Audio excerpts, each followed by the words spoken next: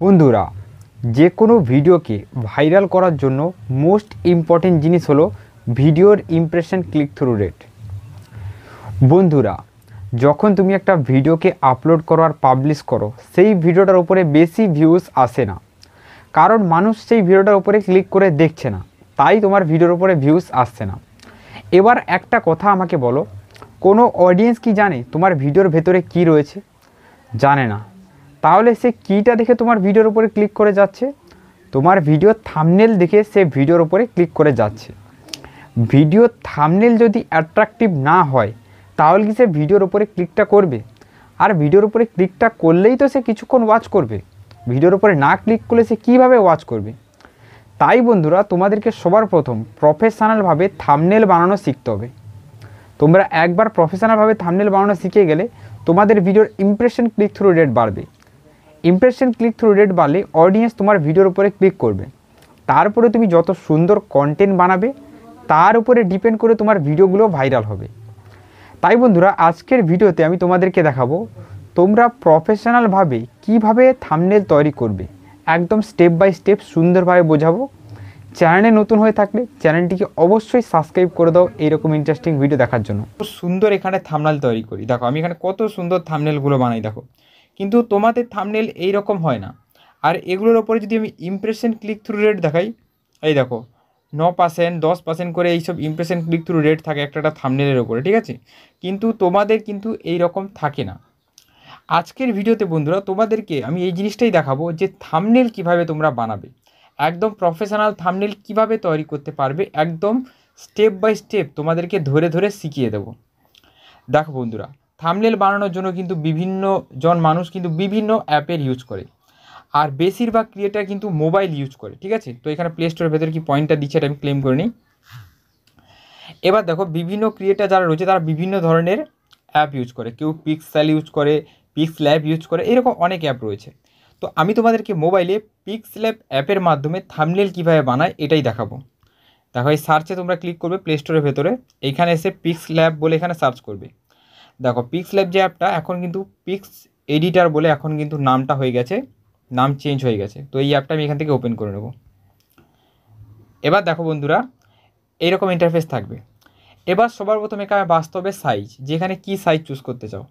ওপর দিকে দেখো 3 লাইন দেখতে পাচ্ছ, এখানে ক্লিক করে দাও। তারপরে দেখো এখানে দেখতে পারবে ইমেজ সাইজ, এইখানে ক্লিক করো।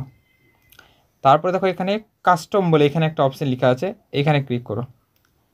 এরপরে দেখো এখানে দেখতে পাবে ইউটিউব থাম্বনেল বলে লেখা রয়েছে, ঠিক আছে? এইখানে ক্লিক করো। এবার ওকেতে ক্লিক করো। দেখো ইউটিউবে যে সাইজটা রয়েছে থাম্বনেলে, এই সাইজটা চলে এসছে। এবার আমাদেরকে নিতে হবে এই ব্যাকগ্রাউন্ড কালার, ঠিক আছে? ব্যাকগ্রাউন্ড কালার নেওয়ার জন্য এই যে অপশানটা দেখতে পাচ্ছ, এইখানে ক্লিক করবে তোমরা। এইখানে ক্লিক করার পর দেখো এখানে কালার বলে এখানে একটা জিনিস দিচ্ছে, এইখানে ক্লিক করো। কালার দু ধরনের কালার হয়, এক হলো নর্মাল কালার, আর একটা হলো গ্রেডিয়েন্ট কালার, যেটা হলো মিক্সিং কালার, ঠিক আছে? তো উপরে নর্মাল কালারে ক্লিক করলে এটা কিন্তু একটাই কালার দেখতে পারবে, রেড, হোয়াইট, ব্ল্যাক, ঠিক আছে? এরপরে দেখো নিচে গ্রেডিয়েন্ট কালার রয়েছে। গ্রেডিয়েন্ট কালার কিন্তু তুমি কালার বিভিন্ন ধরনের মিক্সিং করতে পারো, ঠিক আছে? যেমন দেখো আমি এই কালারটা সবসময় ইউজ করি, রেড ব্ল্যাকের যে কালারটা, এইটা আমি সবসময় ইউজ করি। এবার এই যে প্লাস চিহ্ন তোমরা দেখতে পাচ্ছ, এইখানে ক্লিক করলে কিন্তু তোমরা কালারের ভ্যারাইটিটা চেঞ্জ করতে পারবে।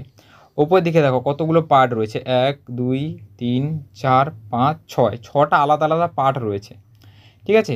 তো এই 6টা পার্ট অনুযায়ী কিন্তু তোমরা কালার ডেন্সিটি চেঞ্জ করতে পারো। দেখো আমি ফার্স্ট পার্টে ক্লিক করছি, সেকেন্ড পার্টে ক্লিক করছি, এইরকম হয়ে যাবে।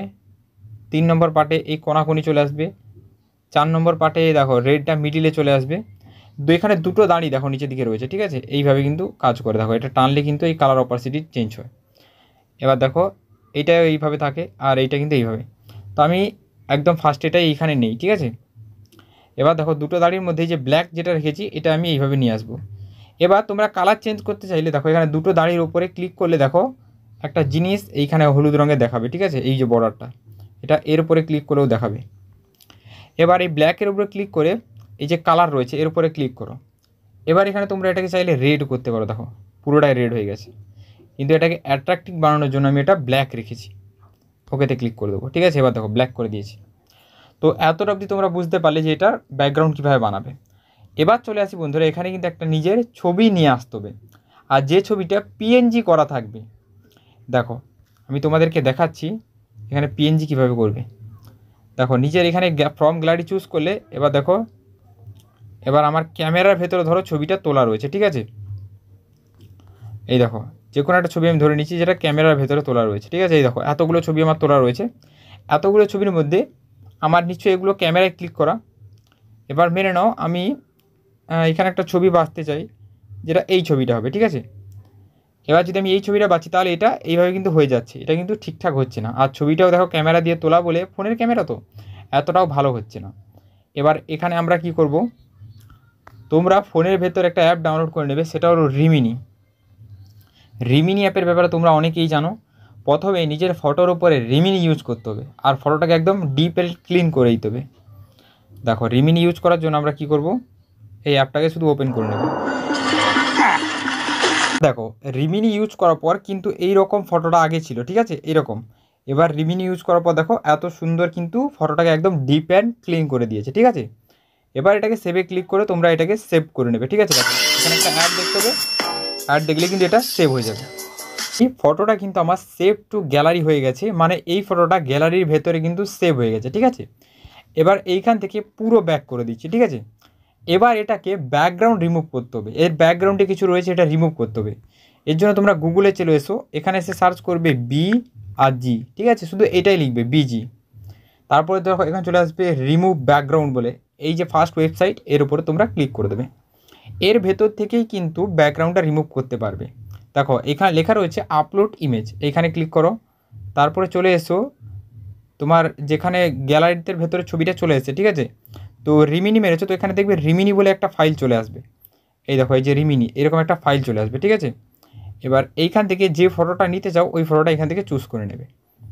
চুজ করার পর এবার কিন্তু দেখো খুব সুন্দরভাবে কিন্তু ব্যাকগ্রাউন্ডটা কিন্তু এখানে রিমুভ করে দেবে। দেখো এইভাবে কিন্তু ব্যাকগ্রাউন্ডটা রিমুভ করে দেবে। ব্যাকগ্রাউন্ড রিমুভ হওয়ার পর এই যে নিচে ডাউনলোডের অপশান রয়েছে, এইখানে ক্লিক করে তারপরে দেখো ফ্রি, ওপরটা ফ্রি রয়েছে, এই ফ্রিতে ক্লিক করবে, ডাউনলোড হয়ে যাবে। এইখান থেকে পুরো ব্যাক করে দিচ্ছি। এবার এই ছবিটাকে আমি ডিলিট করে দিচ্ছি, ঠিক আছে। এবার দেখো উপর দিকে তোমরা একটা জিনিস লক্ষ্য করবে, এই যে প্লাস চিহ্ন রয়েছে এর উপরে ক্লিক করবে। তারপরে দেখো এখানে লেখা রয়েছে ফ্রম গ্যালারি, এইটা চুজ করবে। এবার দেখো এই ইমেজটা আমরা ব্যাকগ্রাউন্ড রিমুভ করে নিয়েছি। এবার এইটা নেবার পরে এইখানে দেখো ছবিতে ক্লিক করবো, টিক মার্কে ক্লিক করে দেবে। দেখো আমাদের ছবি চলে এসছে, ঠিক আছে। এবার ছবিটাকে আমাদেরকে একটু উল্টে নিতে হবে। উল্টানোর জন্য আমরা কি করব, এই যে চারটে নিচে অপশান রয়েছে দেখো, এগুলো হলো কন্ট্রোলার, ঠিক আছে। এগুলোর একটার উপরে ক্লিক করবে, তুমি দেখতে পাবে যেখানে ক্রপটের অপশান কোথায় আসে। দেখো আমি তোমাদেরকে নিচে দেখাচ্ছি চারটে কন্ট্রোলার, আর যখন এইটার উপরে ক্লিক করছি দেখো এবার চলে এসছে ক্রপড, এটাই ক্রপড করা অপশান চলে এসছে। তো এই ক্রপটে ক্লিক করব। ক্রপটে ক্লিক করার পর এবার দেখো এখানে অনেকগুলো জিনিস দেখতে পারবে, নিচের দিকে দেখো অনেকগুলো রয়েছে, যেমন এইখানে একটা রয়েছে, এটা একটা রয়েছে। এটার উপরে ক্লিক করলে ছবিটা ওপর দিকে চলে যাবে, এটাই ক্লিক করলে আবার নিচের দিকে চলে আসবে। এটাই ক্লিক করলে ছবিটার মুখ এদিকে হয়ে যাবে, আবার ক্লিক করলে ছবিটার মুখ এদিকে হয়ে যাবে। তো আমি এই দিকে রাখছি, এবার টিক মার্কে ক্লিক করে দেবো। এবার এটাকে শুধু এখানে শুধু অ্যাডজাস্ট করে দেবো এবার, ঠিক আছে, হাত দিয়ে।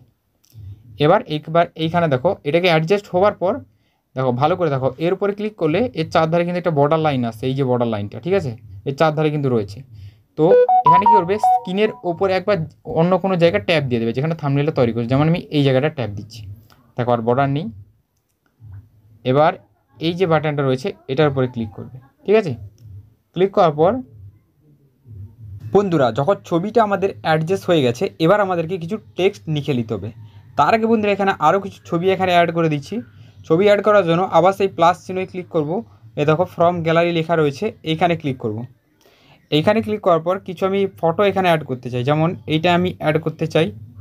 তো এটা আমি ক্রপ করব, এইভাবে নিয়ে আসবো, ঠিক আছে। দেখো এটা হয়ে গেল আমার একটা ফার্স্ট থাম্বনেল। তো এরকম আরও একটা নিয়ে আসবো আমি এইটার উপরে ক্লিক করে, ঠিক আছে। দেখো এটা হয়ে গেল আমার সেকেন্ড থাম্বনেল, ঠিক আছে। দেখো দুটো আমি সুন্দরভাবে কিন্তু অ্যাডজাস্ট করে দেবো।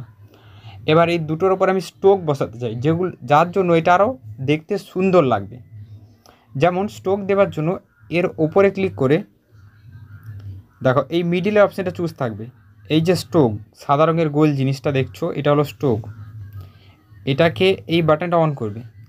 অন করার সাথে সাথে এখানে যে কোনো একটা কালার বাঁচতে হবে। তো সাদার উপরে ক্লিক করছি আমি।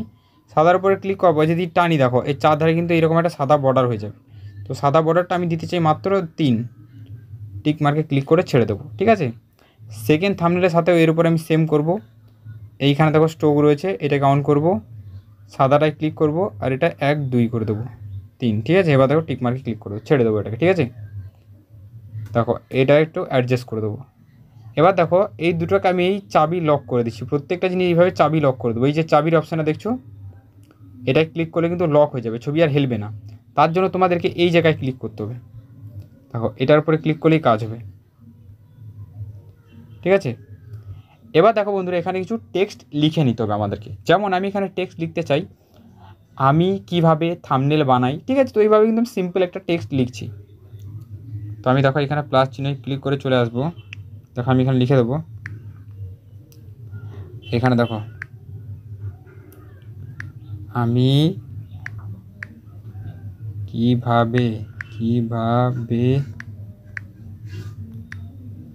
কিভাবে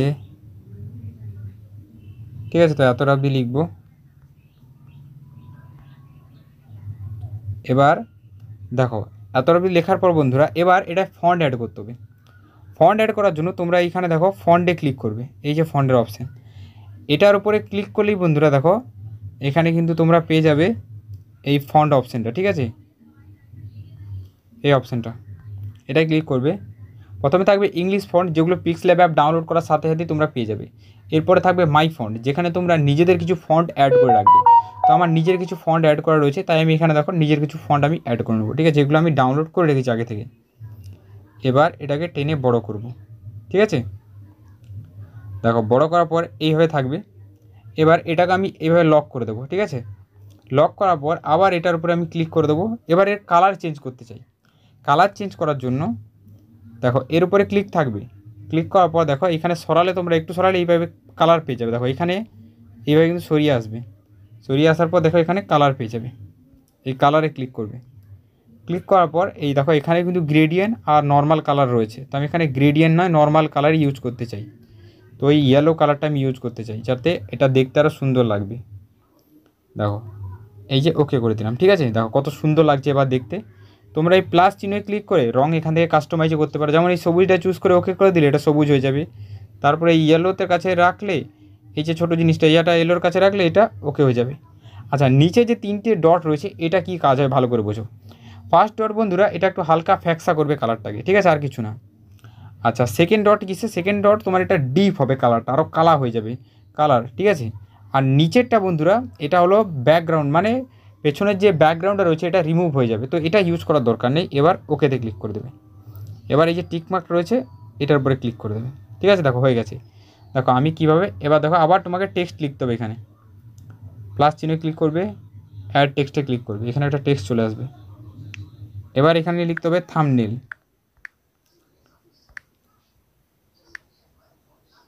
এই দেখো থাম্বনেল, ওকে ক্লিক করে দেবো, ঠিক আছে। এবার তোমরা থাম্বনেল লেখার পর এই থাম্বনেলের যে শব্দটা এর উপরে ক্লিক করবে। ক্লিক করার পর তোমরা এটাকে সরাবে। দেখো এখানে কালার পাবে, ঠিক আছে। এখানে দেখো ফন্ট পাবে, তারপরে দেখো এখানে স্ট্রোক পাবে, ঠিক আছে। আমাদের এই সব দরকার নেই, এই সময় আমাদের ফন্ট দরকার। এই দেখো এই ফন্টের অপশানটা, এটাই ক্লিক করব। আবার মাই ফন্টে চলে আসবো। তো মাই ফন্টে আমার কিছু লাগানোর নেই, নর্মাল যে ফন্টগুলো হয় এখানেই ফন্টটা পেয়ে যাবো। তো এখানে স্কোপ করার পর দেখো এখানে একটা ফন্ট রয়েছে। তো এখানে অনেক রকম ফন্ট রয়েছে, তোমরা এগুলো ক্লিক করে দেখতে পারো একটা একটা করে যে কোনটা পছন্দ হয় তোমার। তো এই ফন্টটা আমার পছন্দ, ওকে ক্লিক করে দেবো, ঠিক আছে। দেখো এটা কিন্তু টেনে বড় করে দেবো, ঠিক আছে। বড় হয়ে গেল। এবার এর উপরে ক্লিক করব। ক্লিক করার পর দেখো এখানে আবার অপশান দেখতে পাবে কালার, সেম কালারে, এই কালারে ক্লিক করো। ক্লিক করার পর এটাকে হলুদ করতে পারো, সবুজ করতে পারো, ঠিক আছে, মনের মতো কালার করতে পারো। তো আমি এখানে প্লাস চিহ্নে ক্লিক করে দিচ্ছি, এটাকে আমি রেড করে দিচ্ছি, ঠিক আছে। এবার এই যে টিকমার্ক রয়েছে এখানে ক্লিক করে দিচ্ছি। এবার রেড করছি কেন, কারণ রেড করলে এটা দেখতে হয়তো সুন্দর লাগছে না এতটাও। দেখো এই জিনিসটা হওয়ার পর এবার এখানে একটা জিনিস মনে রাখবে, যে এই থাম্বনেলের উপরে তোমরা আবার ক্লিক করলে, এই টেক্সটার উপরে ক্লিক করলে এইখানে সরাবে, এইখানে অনেকগুলো জিনিস দেখতে পারবে। যেমন ফার্স্ট তোমাদেরকে দেখেছি এখানে কালার থাকবে, ঠিক আছে। তারপরে একটু সরালে এখানে ফন্ট পেয়ে যাবে। তারপর দেখো এখানে আবার একটু সরালে এই স্ট্রোক পেয়ে যাবে, ঠিক আছে। তারপর এখানে দেখো স্ট্রোকের গায়ে শ্যাডো বলে একটা জিনিস থাকবে, এটার উপরে ক্লিক করে দেবে। এটা ক্লিক করলে কিন্তু এখানে বিভিন্ন ধরনের শ্যাডো অ্যাড হয়ে যাবে পেছনে, ঠিক আছে, যেটা হোয়াইট শ্যাডো হতে পারে, রেড শ্যাডো হতে পারে। তো শ্যাডো দিলে এটার পরে ভালো লাগবে না, এর পেছনে একটা ব্যাকগ্রাউন্ড আমাদেরকে দিতে হবে যেটা সাদা কালারের। ব্যাকগ্রাউন্ডের জন্য দেখো এখানে আমি কোথাও ক্লিক করিনি, না এই টেক্সটের উপরে না এর উপরে। দেখো টেক্সটের উপরে ক্লিক করলে কিন্তু একটা চারধারে বর্ডার হয়ে যায়, আমার কোথাও বর্ডার নেই, এরকম থাকবে। দেখো নিচে এ দেখতে পাচ্ছ, এর উপরে ক্লিক রয়েছে, এবার এটার উপরে ক্লিক করে দেবে। ক্লিক করার পর এইখানে দেখো একটা জিনিস দেখতে পাবে, সেটা হলো পেপার বলে। দেখো এই যে অপশানে, ঠিক আছে, এখানে কিচ্ছু নেই, এই 4-5টে অপশান রয়েছে, তার মধ্যে এই পেপারে ক্লিক করবে। ক্লিক করার পর এটাকে এইভাবে কিন্তু ক্রপ করে নেবে, ঠিক আছে। এবারে এইভাবে টিকমার্কে ক্লিক করবে। টিকমার্কে ক্লিক করার পর বন্ধুরা এটাকে পেছনে নিয়ে যাবে, ঠিক আছে। এবার দেখো এরকম থাকবে, ঠিক আছে, সুন্দরভাবে অ্যাডজাস্ট হয়ে গেল। এবার এইটাকে লক করে দেবে। দেখো আমি কিভাবে থাম্বনেল আর একটা ছোট্ট শব্দ বানাই, এই শব্দটা তোমরা এখানে অ্যাড করে দেবে, ঠিক আছে। দেখো এখানে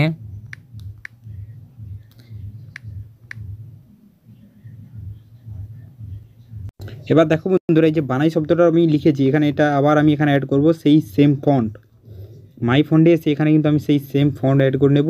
আবার দেখো এখানেই কালার পেয়ে যাবো, এই কালারে ক্লিক করে এটাকে এইভাবে কিন্তু যে কোনো একটা কালার দিয়ে এটা একটু বড়ো করে নিলেই হবে, ঠিক আছে। তো এবার একটু এটা ঘুরে গেছে, এটাকে এইভাবে একটু সোজা করে এইভাবে এখানে বসিয়ে দিলেই হবে, ঠিক আছে। দেখো কত সুন্দরভাবে তৈরি করে দিয়েছি আমি, কিভাবে থাম্বনেল বানাই খুব ছোট শব্দে লিখে দিয়েছি, ঠিক আছে।